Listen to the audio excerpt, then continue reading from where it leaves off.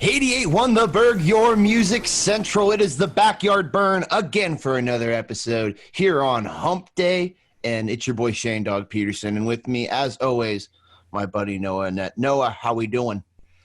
You know what? This is really weird, but I've been thinking about this now that you mentioned the days of the week. So when I was a little kid, I used to hate Wednesdays because I thought you'd be trapped in the week and you couldn't go anywhere.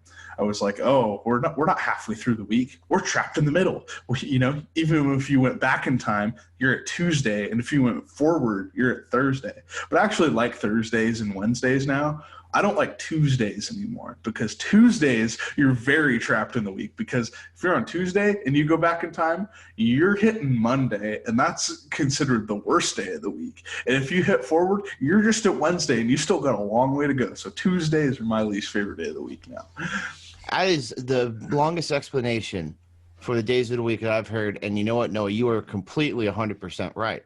But the thing is that you had a good little change of a little optimism when you decided to know that, you're halfway through the week. You got to look at it as you're halfway done instead of like you still got a whole nother half to go. I mean, I know that like for right now, well, maybe time travel exists somewhere else. I don't know. But like in my mind, time travel doesn't exist yet. And so like, yeah, I don't know. It might, dude. Who knows? Like currently, I have not seen proof of time travel except for in like sci-fi movies, but I've seen documentaries of people who have claimed that they've done it. Oh, sure. There's people who have claimed that they've done it, dude. I swear. I kind of believe them. That's what they did remember the scene in Napoleon Dynamite where he gets like the little helmet thing and he's got the thing stuck between his legs and he's all, oh, I forgot to add the crystals. And he puts the little crystals in like this little jar. That's supposed to be a time travel machine. Yeah. And how well did it work in Napoleon Dynamite? Not well. Not well, but it's still pretty cool. Here's the thing. If time travel was real and you could go back to one point in time, though, where would you go? Oh, geez. Probably during like the 80s to listen to hair bands because that's what I want to do. That's a really good answer. Oh, I would probably do. I'd probably go back to 1978 and start right there. Yeah, that's a good time. I think 78 would be good. You'll catch the back end of the 70s, and you're going to be right there for the full face of the 80s. I think that would be a good one. I also think it would be really cool. I don't know why. I think it would be really cool to go back to like the 40s or 50s, like all the greasers and hot rods. I could definitely join that scene. How about the Roaring 20s? I was thinking the Roaring 20s, but I don't know. The Roaring 20s were pretty crazy. There was a lot of stuff going on there. It would be interesting to see. It actually would be good to go back to the Roaring 20s because that's literally 100 years this year. So, yeah, I mean, you could go back and see really truthfully what 100 years has done for all of us and for society. It's pretty great. I'm so happy you brought up time travel. I didn't even think about that. Time travel is such a great conversation, dude. If anybody had the option, they'd time travel. But the thing is I think that if anybody who's watched like the Butterfly Effect, anybody knows that if we do get time travel, some bad stuff's probably going to happen. So who knows? I think there's one. Actually, I think there's possibly two time travelers in the world. Okay, if I had to like think that there was an actual time traveler, there would be two time travelers that I would say. One is the creator of Simpsons, Matt Groening, because some of his episodes are so accurate that I'm like, okay, this guy definitely could be a time traveler. Number two, facts. Elon Musk, because that dude's way too smart for his own good and comes up with all this stuff that I could never think of. Dude, you're right. I think you're right. Wow. I'm speechless. My mind is blown right now. I think you are correct, especially the creator of The Simpsons. That guy's predicted so much stuff. But yeah, I think like if you go and watch like some old Simpsons, there's some stuff you're just like, how did he get that right? Like he predicted Donald Trump being president. Who could have predicted that? I mean, who knows? Who does know? But I actually want to know from our listeners, if you could travel back to any point in time, where would it be and what would you do? You should tell us at all of our social medias. Tweet it at us at 881TheBurg. I'm intrigued to see what you all got to say. 88.1 The Burg, your music central. It is your boy Shane Dog, and we are still here in the Backyard Burn. And as always, you know who's always with me. It's my boy Noah and Net. Noah, we were talking before the break, and there's a lot of stuff going on in all different types of sporting worlds. So let's let the people know what's going on. Okay, let's talk about the one that most people know about first. Rob Gronkowski comes out of retirement yesterday. I think he's still going to be one of the top 10 tight ends in the league, but I think he's older. I don't think he's old, but I think he's older, and he's been out of the game for a year. He's not in the peak physical condition that he once was in himself. But I think because of the potential slow start to the NFL season, it's almost a prime opportunity for him to come back in. I agree. The one thing that I've noticed about him ever since he decided to get out of the NFL, because he was just injury stricken for most of his career and he just had enough of it, was as soon as he got done, you could really tell that he really stopped doing the workout regimen to be big, and he was really mainly focusing on his health and getting his joints and his whole body right. So he got a lot more thinner, which is not the worst thing in the world. We still see a lot of tight ends and aren't a lot of thick boys. But I think my favorite part about the whole entire thing is that everybody's like, why would you trade away Rob Gronkowski? One, he's retired. He wasn't going to play for the Patriots. Two, Patriots still owned all of his rights. So the Patriots literally got 2 free picks for somebody who wasn't even going to play. Yeah, they traded up. So they got a 4th, and they traded away a 7th in Rob Gronkowski, which is nothing to freak out about. And the thing is when you are dealing with a retired player, they essentially are locked into a 1-year deal with the team that still owns their rights. And they basically it's kind of a formality thing. You trade the player away unless they want to come back to your team. It's happened a couple different times, but it ultimately the player in that situation decides where they want to go. It's not where you have a couple years on your deal still and you come back and it's oh, I have 2 years. Then no, the team's probably not going to trade you, So it's a 1 year deal, fake 1 year deal in quotation marks. But yeah, so he came back. But so I've been looking at, dinking around, looking at some different rumors and whatnot. And Percy Harvin is a wide receiver, pretty good. He still could have a lot of playing time left. He's 31 years old. He played for the Vikings for a very long time, correct? Yeah, he played for the Vikings, the Seahawks, and the Bills are the 3 that I know of for sure. There may have been more in the mix, but those are the 3 main ones that I know. And after that, he just retired. He kind of had some locker room issues and whatnot, but he's saying he's at peak physical condition. He's ready to come back and play. And I look at that and I'm like, probably not. But you might be a 3rd receiver on some team or a 2nd. He still has speed, so he's gonna be good enough. But he was losing his catching ability when he was in the league. So he'd have to brush up on that a little bit. But I just made me think, what player would I want that's an older player to come back from retirement? So Shane, you can go first here. Oh, well, my answer is easy. If I could bring back one person to come back to the NFL, I would do anything to see Patrick Willis come back and play for the 49ers again. That dude taught me how to love football. That dude got me ever since we drafted him. Just brought my family so much joy with him just completely devouring people. He's absolutely hilarious. And also, I'm a very big fan back in the day. I'm a big Eastbound and Down fan, and he did an advertisement for K-Swiss with Danny McBride. And that was one of my favorite things in the whole entire world. Patrick Willis is just such a good-hearted, nice man. He's a humanitarian. He's, he's a big believer in the Lord. He's big, great influence. I love him. So if I could see one person come back, I know all you Seahawks fans are like, boo, but hey, give me Patrick Willis. Give me that dude. Okay, so my guy is Devin Hester, former kick returner from the Chicago Bears. That's a great one. He played for Seattle for one postseason game.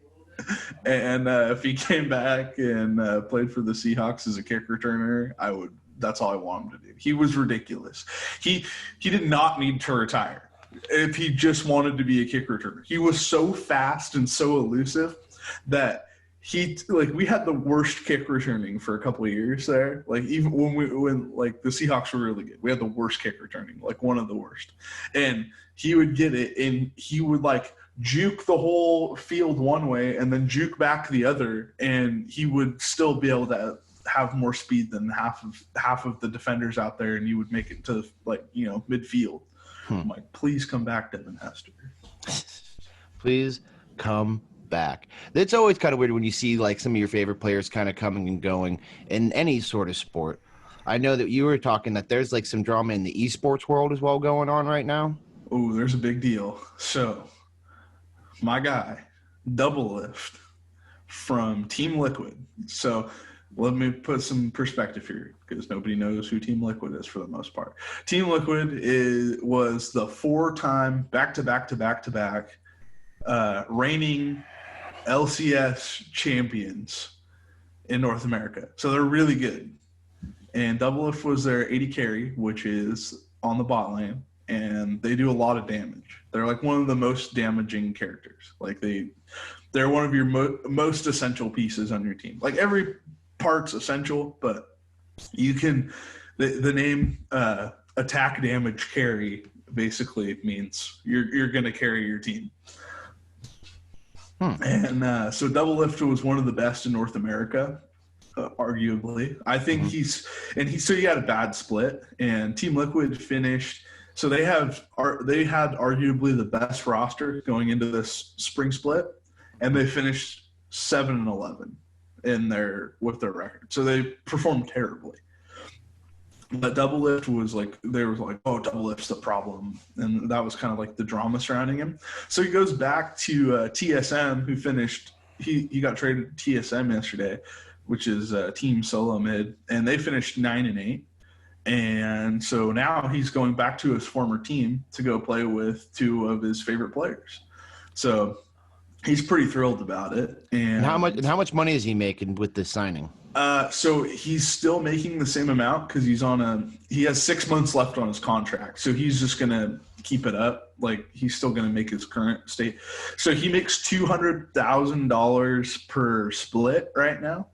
So this year he's going to make about $500,000, not $500,000, $400,000 is what he's going to make around there. But after this, he's going to sign a $2.5 million contract. And I don't know for how long it is, but he's good enough to get that contract. Whether it's out on a real field or it's in your computer, there's still going to be money flowing around. That's the message here. Pretty much.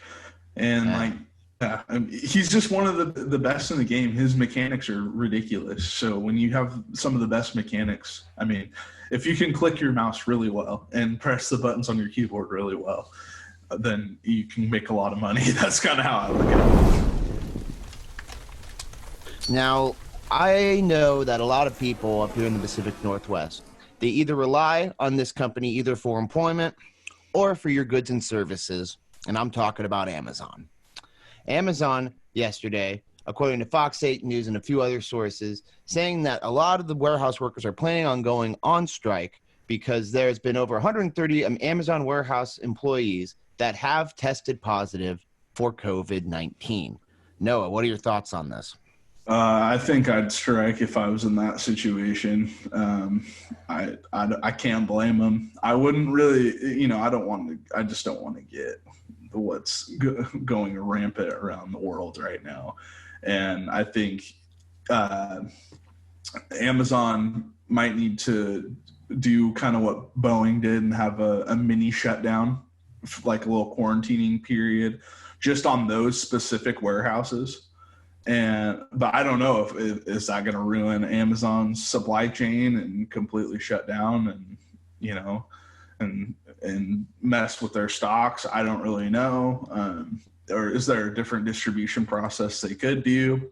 Or maybe you just work on reduced staff there and do it a little differently. But at this point in time, I can understand why they'd be frustrated.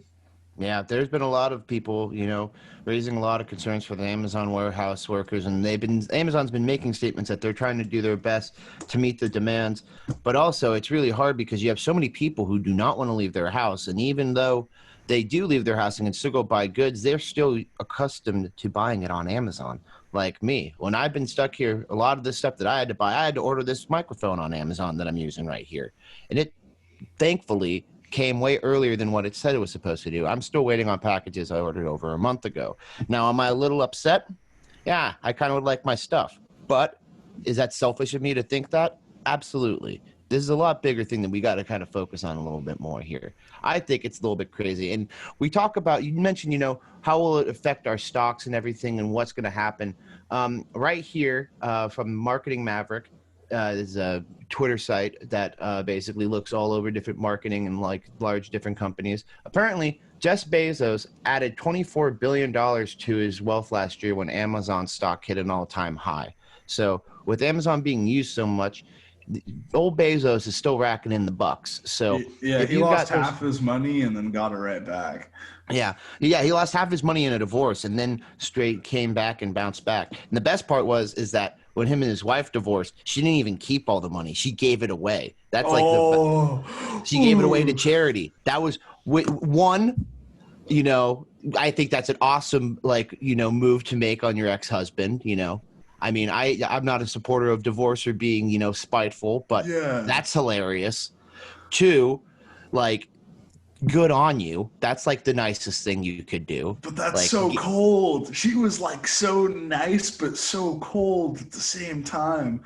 I'm going to donate all your money to charity. And it's you can't be mad at her for it. Yeah, you can't be mad at her, but she did that. Yeah, no, Jeff Bezos' ex-wife did that. That's one of the best stories I ever heard. She didn't donate all of it, but she kept enough money that she could live comfortably still, but still donated billions of dollars.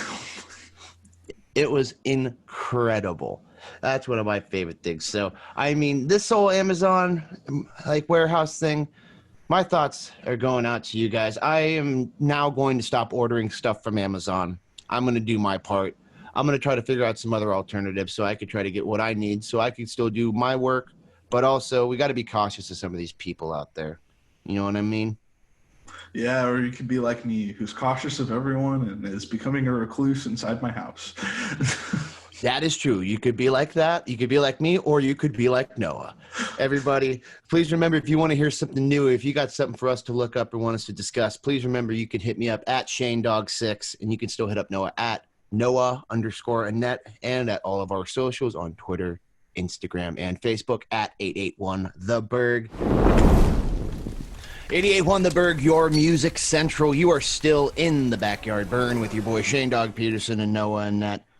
Now, Noah, I have an interesting subject that I wanted to bring up. It's kind of a little bit of a weird one, kind of segueing into kind of the main point I want to make. But you are an only child, correct? Yeah, that is correct. How do you like being an only child? Do you enjoy it?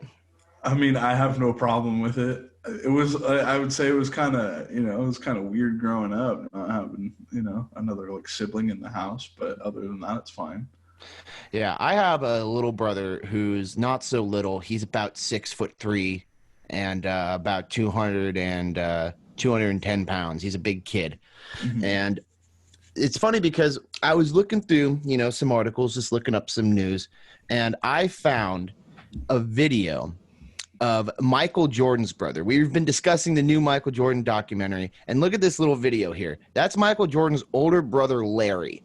Imagine being the older brother of Michael Jordan. He's 5'8", and he can dunk. It just cracks me up because his name's Larry, Yeah. Larry Jordan was his other brother that could have been better. I don't know why, but the reason that his name's Larry, it just makes me laugh. He was 5'8" and had a 66-inch vertical. Is maddening. Imagine you have to compete with Michael Jordan as your little brother, and you're 5'8". That's how I feel with my brother sometimes, is how big he is. I just stand there and I just I'm like a little squeak underneath him some days, and he's just absolutely monstrous. Well, it's like Nate Robinson versus the whole entire NBA. Like, he was just shorter than everyone else, and he dominated. Some of the small basketball, like the smaller ballers out there, they actually have done a pretty good run. Nate Robinson's another really good example. I mean, even some of like the really good guys that, kind of go unnoticed, like Mike Bibby. Mike Bibby had a really good career. He was hovering around the 6-foot range, which, is a lot shorter than a lot of average NBA players. Yeah, the newer Isaiah Thomas, not the older one. I mean, John Stockton wasn't super tall. I mean, he was really good. That's something that I wish I had. I just wish I was taller. That's something that I've always struggled with. I'm like 5'10", 5'11" on a good day. If I wear a pair of boots, I'm probably a 6-footer, but that's something that I've always just wished I was just a little bit taller. I always wished I never got weird. Like, how some people wish they were taller and they were little kids and they would try to stretch all the time. I'm not flexible, so I never went that far, but I always wish I just had a little bit more of a, a little bit more of a height advantage. It helped me see better at concerts. That's the main thing. I just imagine you in PE class just trying to stretch for every single exercise. You're like, oh, I got to get that extra inch out. For every year for physical fitness testing, when they did the flexibility test, I was bottom of the list every single time. Oh, the bottom. Geez. Yeah, it was bad. It was never good. I'm actually a pretty flexible guy. I in PE, I was actually pretty high up on the flexibility list. Oh, were you? Yeah. I think it's probably because of all the yoga and stuff that you do. Your Pilates. I don't do yoga or Pilates. I mean, you were talking about it before the break. I mean, you're just coming up with all sorts of stuff that is not true right now, but that's fine. Sorry. I had to take a jab and create some fake news. What's going on? You are in the Backyard Burn here on 88.1 The Burg, your music central, and the fire's getting low and it's time to call in the dogs. And you see your first dog here. It's your boy Shane Dog Peterson. And as always, Mr. Noah Annette. Noah, it's been another great day sitting here chatting with you, getting some more stuff on the reel. How you feeling, man? I'm feeling pretty good. I got this project done that allegedly supposed to take 3 hours done yesterday. And I would think it took me a little longer than 3 hours. It was pretty difficult. It was like building this, it wasn't that it was super difficult. It was that I had to create some graphics and whatnot too with it. And so it was I had to write a paper with a graphic and watch all these videos. And the video time, the watching videos was an hour on its own. So I mean, it probably took me 4 hours, but it was worth it. And I feel just accomplished getting it done. Absolutely. I've been putting off all my schoolwork so far this week. So as soon as I get off with you guys, I am going to go do a lot of homework because I have been Mr. Procrastination this week. It has been crazy. A lot going on in the Peterson world, but we have a lot of good stuff coming for you tomorrow, Friday, and everything else going on forward through the rest of this time. Guys, you can still hit us up at 881 The Burg on Twitter, Instagram, and Facebook. And you can hit us up at ShaneDog6 and Mr. Noah at Noah Annette. And guys, thank you again for coming into the Backyard Burn. We appreciate all of you. Be safe, wash your hands, practice social distancing, and be good to yourselves.